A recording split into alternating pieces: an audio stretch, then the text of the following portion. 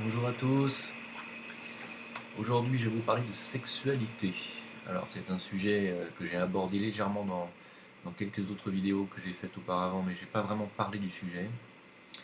Euh, alors, vous comprenez bien que quand je parle d'un sujet, je ne dis pas mon avis personnel sur le sujet. C'est pas moi ce que je pense, ça vous intéresse pas. Je parle, c'est l'avis des êtres éveillés, hein, que je vous transmets. C'est pas mon avis personnel, hein. Donc, quand vous m'attaquez sur ce que je peux dire sur l'homosexualité, que vous me traitez d'homophobe, comprenez bien que vous êtes complètement à côté de la plaque. Moi, mon avis sur l'homosexualité me regarde. Je ne vais pas vous le donner, euh, sauf si vous me le demandez en privé, mais encore, ça n'a aucun intérêt. Moi, je vous transmets euh, bah, ce que pensent de ce sujet les maîtres de sagesse, hein. Donc, si vous voulez, essayez de pas trop me juger moi personnellement par rapport à ce que je transmets, parce que ce ne sont pas mes dires, hein, comprenez bien. Euh, voilà, parce qu'il y a beaucoup d'homosexuels qui visiblement mettent des commentaires très négatifs sur ma vidéo à propos de l'homosexualité, et ils ne comprennent pas que je ne les attaque pas personnellement, et que ce n'est ni contre eux, ni de ma part, hein, comprenez bien que j'essaye de transmettre les points de vue des êtres éveillés et des êtres libérés de la matière et de la chair, hein. Euh, il s'avère que la sexualité est un problème mondial, est un problème majeur, même pour les maîtres, hein, parce que, étant donné que eux-mêmes ne sont pas incarnés physiquement, ou rarement, ils ne sont plus dans des corps de chair, donc ils ne sont plus dans des perspectives de tentation physique et sexuelle, hein. Donc, eux nous parlent de libération de la chair, de libération de l'emprise de la chaîne des réincarnations. Donc, si vous voulez, nous, on n'accepte pas qu'on puisse nous dire que les habitudes sexuelles, de mauvaises habitudes sexuelles notamment, hein, sont à bannir de nos vies. On n'accepte pas. On n'accepte pas parce qu'on considère que on est des êtres libres, on est des êtres avec une âme androgyne, on est des êtres que Dieu aime, quels que soient nos us et coutumes. Et c'est une erreur de penser ça, d'après les maîtres. Voilà, c'est pas moi qui le dis. Voilà, je suis obligé de me détacher maintenant de ce sujet. Les maîtres considèrent que l'abus de sexualité, quel qu'il soit, est de toute façon mauvais pour votre éveil spirituel. Pourquoi?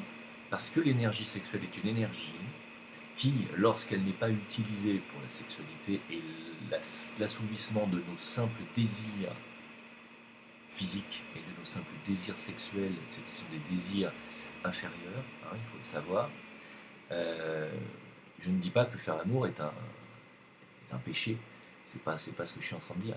Je dis que c'est l'utilisation effrénée de la sexualité pour l'assouvissement de plaisirs personnels, ça par contre est un péché. C'est-à-dire que utiliser la sexualité pour faire des enfants et perpétuer la race à travers la famille, cela est tout à fait vu de toute façon tout à fait normal, et cela est très bien vu, il n'y a pas de souci. C'est l'utilisation effrénée de la sexualité qui est vue comme quelque chose de négatif pour l'humanité, dans le sens où l'utilisation de la sexualité à ces fins-là freine votre évolution spirituelle. Pourquoi? Parce que l'énergie sexuelle, hein, l'énergie que l'on utilise, c'est-à-dire une part de cette Kundalini qu'on utilise pour les plaisirs personnels, euh, en fait, devrait être utilisée pour notre illumination. C'est-à-dire que c'est la fusion des feux intérieurs, des feux internes, c'est-à-dire de la Kundalini, et des feux supérieurs, c'est-à-dire de la lumière de notre esprit, qui vont faire que nous allons devenir des êtres illuminés et éveillés. Et tant qu'on utilisera cette énergie sexuelle à des fins perverses, entre guillemets, hein, c'est comme ça qu'ils disent la chose, quand on utilise la sexualité à outrance et de manière inconsidérée et sans but reproductif, ils considèrent que nous utilisons l'énergie sexuelle de façon outrancière et perverse. Et donc, la conséquence de tout cela est que nous ne pouvons pas nous éveiller spirituellement. Voilà pourquoi, voilà pourquoi les mauvaises habitudes sexuelles sont proscrites par les maîtres de sagesse. Voilà. C'est il n'y a pas de jugement ni de condamnation. Comprenez bien que personne ne vous juge. hein. Il est dit également que nos corps physiques représentent nos énergies du passé.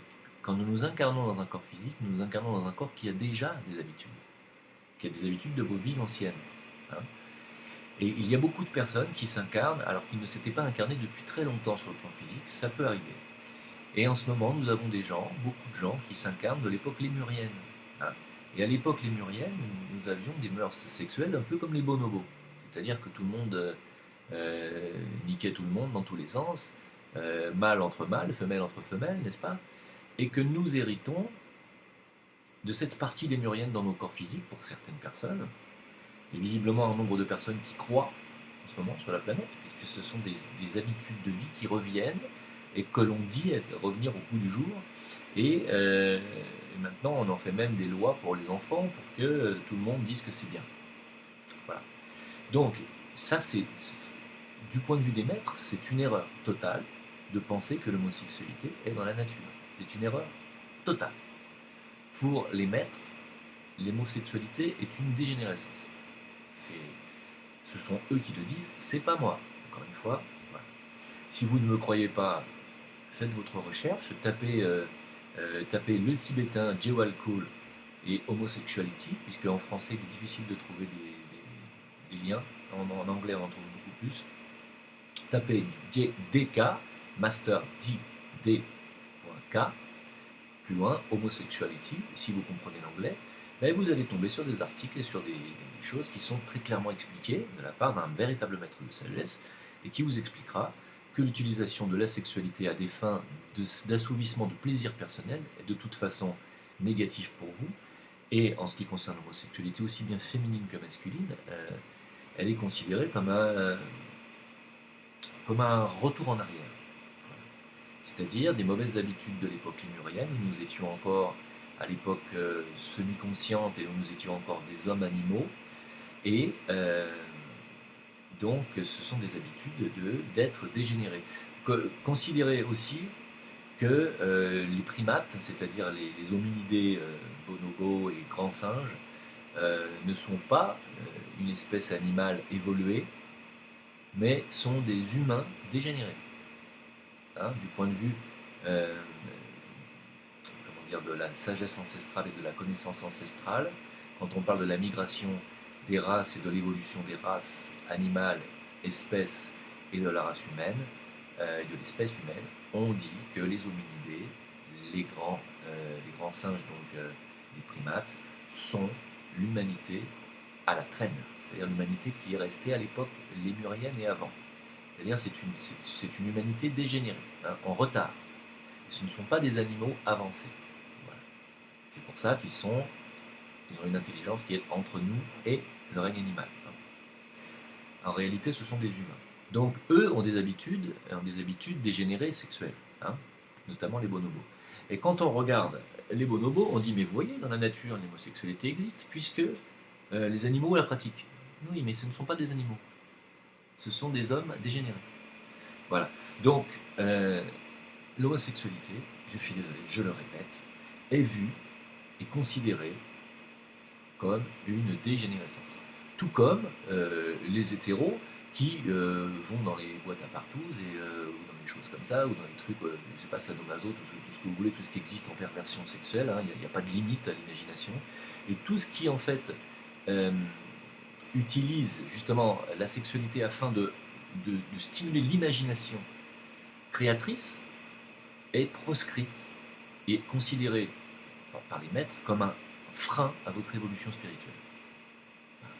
Donc je ne peux pas dire autre chose, mais la sexualité est un problème majeur pour les maîtres parce qu'eux-mêmes ne savent pas comment régler le problème.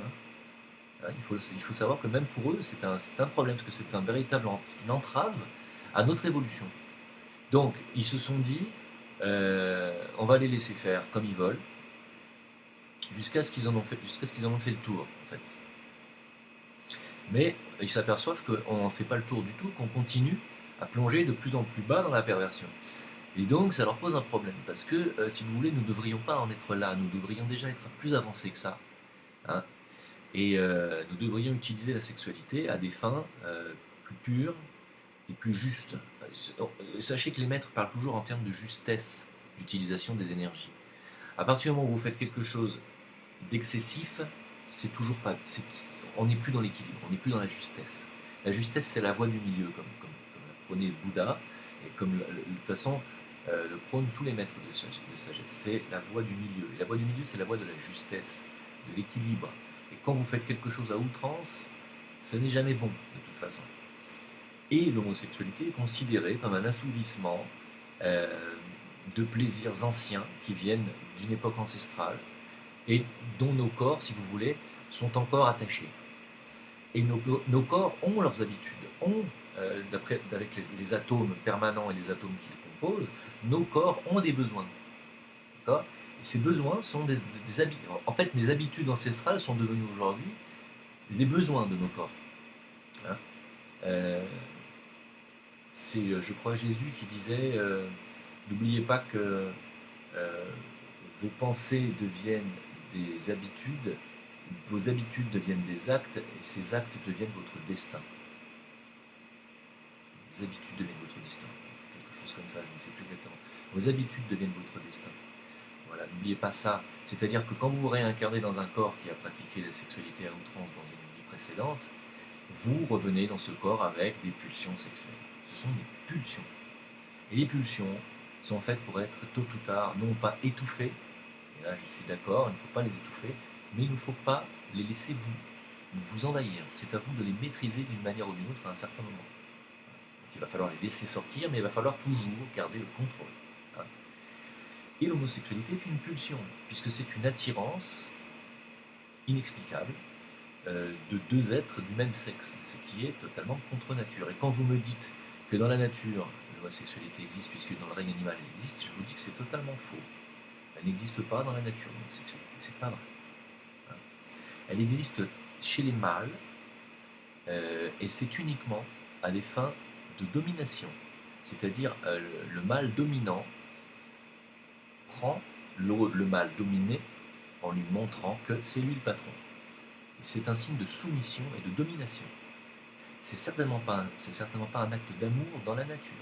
Et quand on dit que l'homosexualité féminine existe dans la nature entre oiseaux ou entre d'autres espèces, excusez-moi, mais laissez-moi rire. Comment voulez-vous que des oiseaux pratiquent l'homosexualité féminine?